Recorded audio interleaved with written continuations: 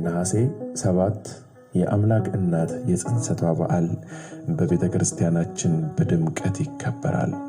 በነገረ ማርያም ላይ እንደተጻፈ በእናቷ በሐና በኩል ያሉ የእመቤታችን ቅድመ አያቶቿ ጴጥሪቃ፣ ቴክታ ሲባሉ ወኮኑ ክልኤሆሙ ጻድቃን ወፈራህያነ እግዚአብሔር ወይተአመነው ለአምላኮሙ በጥቡ ልብ እንበለ ኑፋቄ ይላል።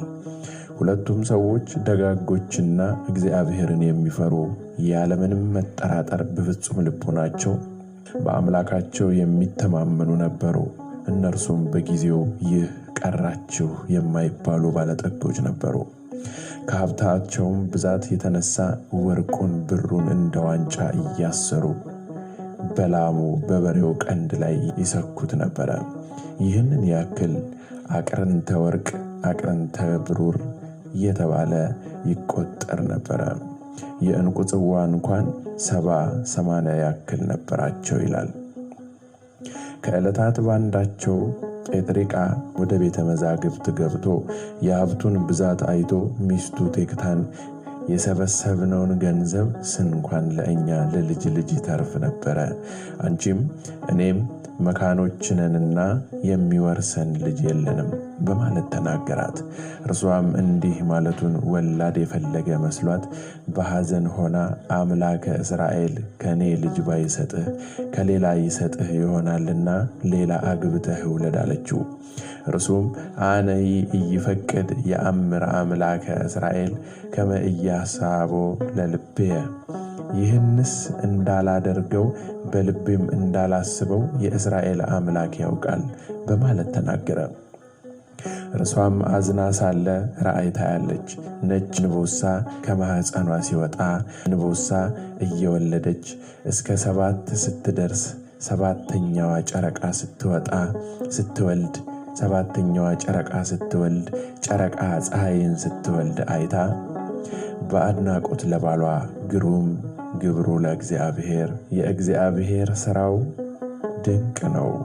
ትናንትና ማታ በሕልሜ ነጭ ጥጃ ከማኅፀኔ ስትወጣ ያችም ነጭ ጥጃ ደግሞ ነጭ ጥጃ ስትወልድ እንደዚህ እየሆነ እስከ 7 ትውልድ ሲደርሱ 7ኛይቱም ጨረቃን ስትወልድ ጨረቃዋ ደግሞ ፀሐይን ስትወልድ አየው በማለት አስረዳችው። እርሱም በእጅጉ ተደንቆ ሕልም ወደሚፈታ ሰው ዘንድ በመሄድ የሚስቱን ራእይ ነገረው። ያም ሕልም ተርጓሚ ምስጢር ተገልጾለት 7 አንስት ጥጆች መውለዳችሁ 7 ሴቶች ልጆች ይወለዳሉ፣ ነጭ መሆናቸው ደጋጎች ልጆች መሆናቸውን ሲሆን 7ኛይቱ ጨረቃን መውለዷ ከፀሐይ የበለጠች ከመላእክት የከበረች ናት። የፀሐይ ነገር ግን አልተገለጸልኝም በማለት ተረጎመለት። እርሱም ለሚስቱ ነገራት። እርሷም የእግዚአብሔር አምላክ የሚያደርገውን እርሱ ያውቃል በማለት ፈጣሪዋን አመሰገነች። ከዚህም ጸንሳ ቤት ልጅ ወለደች። ከዚያም ጸንሳ ሴት ልጅን ወለደች። ስሟንም ሄሜን አላት። ሄሜን ዴርዴን ወለደች። ዴርዴንም ቶናን፣ ቶናም ሲካርን ወለደች። ሲካርም ሴትናን፣ ሴትናም ሄርሜላን ወለደች። ሄርሜላም የተከበረች የተመረጠች ዓለሙን ሁሉ ለፈጠረ ጌታ አያት ለመሆን የበቃች ሐናን ወለደች። የዝማሬና የትንቢት ጸጋ ከእግዚአብሔር የተሰጡት ክቡር ዳዊት ስለ ቅድስት ድንግል ማርያም ክብር በተለይም ስለ ሥርወ ልደቷ አስቀድሞ መንፈስ ቅዱስ ገልጾለት በመዝሙር 86 ከቁጥር 1 እስከ 7 ላይ መሠረታቲሃ ውስተ አድባር ቅዱሳን፣ መሠረቶቿ በተቀደሱ ተራሮች ላይ ናቸው በማለት እመቤታችን ሥርወ ልደት ከቤተ መንግሥት ከቤተ ክህነት ከሆኑት ከተቀደሱት ከቅዱሱ ኢያቄምና ከቅድስቲቱ ሐና የመሆኑን ነገር በምሳሌ የገለጸው ሐና በመልካም አስተዳደግ አድጋ አካለ መጠን ስትደርስ ከነገደ ይሁዳ ከመንግሥት ወገን የተወለደ የቅስራ ልጅ የአልዓዛር የልጅ ልጅ ከሚሆን ከኢያቄም ጋር አስተጫጭተው አጋቧት። ሐናና ኢያቄምም እግዚአብሔርን የሚወድዱ በሕጉ የሚኖሩ ደጋጎችና አምላክም የመረጣቸው ሲሆኑ ሐና መካን በመሆኗ ምክንያት ሁለቱም ወደ ቤተ እግዚአብሔር ዕለት ዕለት በመሄድ ለዓይናቸው ማረፊያ ለልባቸው ተስፋ የሚሆን ልጅ እንዲሰጣቸው ይለምኑ እንደነበረ ያዕቆብ የጻፈው ጥንታዊው መጽሐፍ በስፋት ይገልጻል። ከዕለታት በአንደኛው ሲያዝኑ ሲጸልዩ ውለው ሲመለሱ ርግቦች ከልጆቻቸው ጋር ደስ ብሏቸው ሲጫወቱ አይተው ሐና አቤቱ ጌታዬ፣ ግዕዛን ለሌላት እንስሳ ልጅ የሰጠ አምላክ ምን ነው ለእኔ ልጅ ነሳኸኝ ብላ ምርር ብላ አለቀሰች። ወዲያውም ሱባኤ ይገባሉ። ኢያቄም ወደ በረሃ ሄዶ ሲጸልይ፣ ሐና ደግሞ በቤቷ ዙሪያ ባለው የተክል ቦታ ሱባኤ ያዘች። በሱባኤያቸው ፍጻሜ ሁለቱም ራእይ አይተው ተነጋግረዋል። ይቤላ ኢያቄም ለሐና ብእሲቱ እንዘ ይትረሃው ሰባቱ ሰማያት ኦፍ ጻዕዳ መጽሐቤ ወነበረ ዲበ ርእስየ ይላል። ሰባቱ ሰማያት እንደ መጋረጃ ተገልጠው ከላይኛው ሰማይ ነጭ ወፍ ወርዶ በራሴ ላይ ሲቀመጥ አየሁ ብሎ የተገለጸለትን ለሐና ነግሯታል። ይኸውም የራእዩ ምስጢር ኦፍ የተባለው አካላዊ ቃል ክርስቶስ ሲሆን ነጭነቱ ንጹሕ ባህሪው ነው። ከላይ ወርዶ በራሴ ላይ ሲቀመጥ አየሁ ማለት የኢያቄምን ባህሪ እንደሚያደርግ ሲያጠይቅ ሲሆን ሰባቱ ሰማያት የተባሉ የጌታችን ምልአቱ፣ ስፋቱ፣ ርቀቱ፣ ልዕልናው እበዩ ናቸው። ሐናም ተገልጾላት ለባሏ ነጭ ርግብ መጥታ በራሴ ላይ ተቀምጣ ከራሴ ላይ ወርዳ በጆሮዬ ገብታ በማኅፀኔ ስትተኛ አየው ብለዋለች።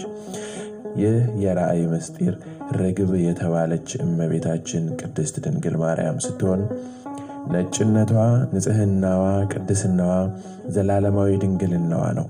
ነጭ ርግብ መጥታ በራሴ ላይ ተቀምጣ ከራሴ ላይ ወርዳ ወደ ጆሮዬ ገብታ በማኅፀኔ ስትተኛ አየው ማለቷ ብስራተ ገብርኤልን በጆሮዋ ሰምታ በግብረ መንፈስ ቅዱስ አምላክን የምትጸንሰው ንጽሕት ርግብ የተባለችው እመቤታችንን የምትወልድ መሆኗን ሲያጠይቅ ነው።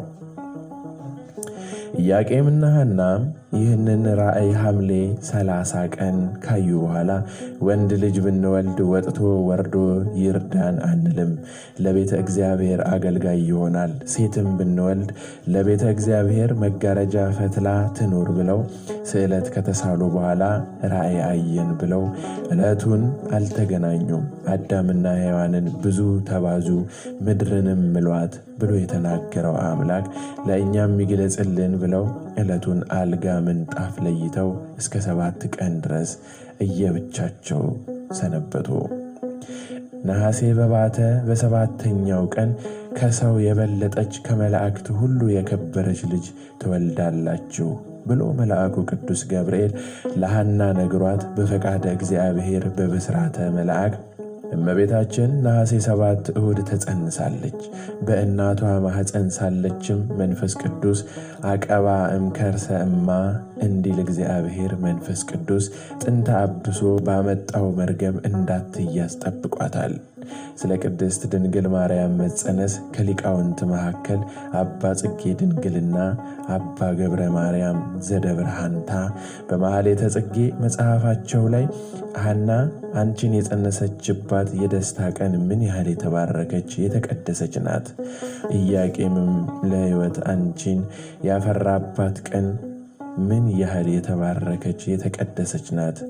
አንዲቱ ርግብ ማርያም አንቺ የዓለም ሁሉ መድኃኒት ሆነሻልና ታምርሽን አመሰግናለሁ በማለት ዓለም ሁሉ በደሙ ፈሳሽነት ያዳነ ንጉሣችን ፈጣሪያችን ክርስቶስን በድንቅ ተአምር ማኅተመ ድንግልናዋ ሳይለወጥ የወለደችልን ምክንያተ ድኅነት ርግበ ሰሎሞን የተባለች የቅድስት ድንግል የመጸነሷን ነገር በአድናቆት ገልጸዋል። ታላቁ ሊቅ አባ ጊዮርጊስ ዘጋስጫ በአርጋኖን መጽሐፉ ላይ የዜና ጽንሰቷን ነገር ሲገልጽ ወይእዜኒ ኦ ውሉደ እግዚአብሔር ወማኅበረ ቅድስት ቤተ ክርስቲያን ናስተበጽኦሙ ለሐና ወለኢያቄም። አሁንም የእግዚአብሔር የጸጋ ልጆች የቅድስት ቤተ ክርስቲያን ማኅበሮች ሆይ ይህችን የተባረከችና የተመረጠች ሙሽራ የወለዱልንን ኢያቄምንና ሐናን እናመስግናቸው። የማትነቀፍ የእስራኤል ድንግል የተባረከችዋን ፍሬ ያፈራችበትን ንጽሕት የምትሆን የሩካቤያቸው ዕለት እንደምን ያለች ዕለት ናት! ከይሁዳ ወገን ለሆነችው ንጽሕት ርግብ መጸነስ በእግዚአብሔር ፈቃድ የተደረገ የጾታዊ ተዋህዷቸው ቀን ይህች እንዴት ያለች የተመረጠች ቀን ናት! ለንጉሥ ማደሪያ አዳራሽ መመስረት የተደረገባት የሆነባት የደስታ ቀን እንዴት ያላት ቀን ናት! በማለት የጽንሰቷን ነገር አድንቋል። ሊቁ አባ ሕርያቆስ በቅዳሴ ማርያም መጽሐፉ በቁጥር 38 ላይ ድንግል ሆይ በኃጢአት ፍትወት የተጸነስሽ አይደለሽም፣ በሕግ በሆነ ሩካቤ ከሐና ከኢያቄም ተወለድሽ እንጂ በማለት ቅድስት ድንግል ማርያም ጥንተ ኃጢአት ካመጣው መርገም በጽንሰቷ ጊዜ እንዳትያዝ በመንፈስ ቅዱስ ጸጋ የተጠበቀ መሆኑን ተናግሯል። ወእምድኅረ 6 አውራህ ተአውቀ ጽንሳ ለሐና ይላል። ከ6 ወር በኋላ የሐና ጽንሷ እየታወቀ ሲመጣ ጎረቤቶቿ መጸነሷን ይረዱ ዘንድ በአድናቆት ማኅፀኗን ይዳስሱ ነበረ። በተለይም በዓይኗ የታወረ የሐና ዘመዷ የአርሳባን ልጅ የምትሆን አንዲት ሴት የሐናን ማኅፀን ዳሳ ዓይኗን ብትነካው በርቶላታል። በታላቅ ደስታ ሆና ሐና ሆይ ብፅዓን ይገባሻል፣ ዓለም ከተፈጠረ ጀምሮ እንዳንቺ በማኅፀኑ ዕውራንን ዓይን የሚያበራ የለምና በማለት አመስግናታለች። ከዚህ በኋላ ዝናዋ በሀገሩ ሁሉ ተሰምቶ ሕሙማን ሁሉ ማኅፀኗን እየዳሰሱ ይፈወሱ ነበረ። አባ ጽጌ ድንግልና አባ ገብረ ማርያም ዘደብረ ሐንታ በመኃልየ ጽጌ መጽሐፋቸው ላይ ይህንኑ ሲገልጹ ሳርን የሆንሁ እኔ የኪሩቤልን አንደበት ገንዘብ አድርጌ ታምርሽን በመንገር በማስተማር ባልፈጽምም፣ ነገር ግን ማርያም የተሸከመችሽን ማኅፀን አመሰግናለሁ። መድኃኒት አንቺን ጸንሳ ሳለች ርሷን የዳሰሷት ድውያንን ሁሉ ትፈውስ ነበር በማለት እመመድኅነ ዓለም ገና ሳትወለድ የተሠራውን ድንቅ ተአምር አመስግነዋል። ይህ የቅድስት ድንግል ማርያም የጽንሰት በዓል በመላው ዓለም የሚታወቅ ሲሆን ጥንታዊ ሐዋርያት የሆነችው የኢትዮጵያ ኦርቶዶክስ ተዋሕዶ ቤተ ክርስቲያናችን የአምላክ እናት የተጸነሰችበት ይህንን በዓል ነሐሴ 7 ቀን በታላቅ ድምቀት በማኅሌት በቅዳሴ የምታስበው ሲሆን በዓሉም ጽንሰታ ለማርያም በመባል ይታወቃል። በዓለም ላይ ያሉ ክርስቲያኖች ደግሞ በዓሉን የአምላክ እናት መጸነስ በማለት ሲያከብሩት፣ ወሩን ግን የልደት በዓልን ለማክበር በሚዘጋጁበት በታኅሳስ አድርገው በ9ኛው ቀን ዲሴምበር 9 ላይ ያስቡታል። ነገረ ማርያም በአዲስ ኪዳን ከሚለው መጽሐፍ የተወሰደ መጋቤ ሐዲስ ሮዳስ ታደሰ የታተመ። የአምላክ እናት ሆይ እንወድሻለን። መልካም በዓል።